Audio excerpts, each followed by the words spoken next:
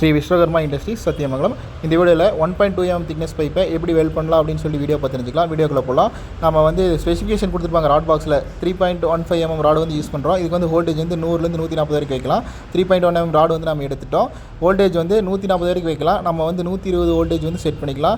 Pipe வந்து கொஞ்சம் தின் பைப்புங்காட்டி 120 voltage நம்ம செட் பண்ணிட்டோம். செட் பண்ணதுக்கப்புறம் பைப் ரெண்டு நம்ம ஜாயின் பண்ணுறோம். ஜாயின் பண்ணும்போது எண்ட் டு எண்ட் டாக் பண்ணிடுவோம். டாக் பண்ணிவிட்டு இந்த மாதிரி கண்டினியூஸாக வெல்ட் அடித்தோம்னா என்ன ஆகுனா பைப் வந்து ஓட்டையாயிரும். ஏன்னா வந்து பைப் வந்து ரொம்பவே திக்னஸ் கம்மியான பைப் 1.2 mm தான் எடுத்திருக்கோம். இதுக்கு வந்து இப்படி வெல்ட் அடிக்கக்கூடாது. ஃபஸ்ட்டு வந்து நம்ம எண்ட் டு எண்ட் டாக் பண்ணிடணும். எண்ட் டு எண்ட் டாக் பண்ணிவிட்டு மெதுவாக டாக் பண்ணி எடுக்கும்போது வந்து வெல்டிங் வந்து பைப் ஓட்டையாக அடிக்க முடியும். இந்த டைப்பில் தான் வந்து வெல்டிங் டாக் பண்ணணும். இது வந்து பிகினர்ஸ்க்கு வந்து ரொம்ப ஹெல்ப்ஃபுல்லாக இருக்குது. இந்த வீடியோ டாக் பண்ணி எடுத்துகிட்டு கம்ப்ளீட்டாக நம்ம வந்து வெல்ட் பண்ணிடுவோம்.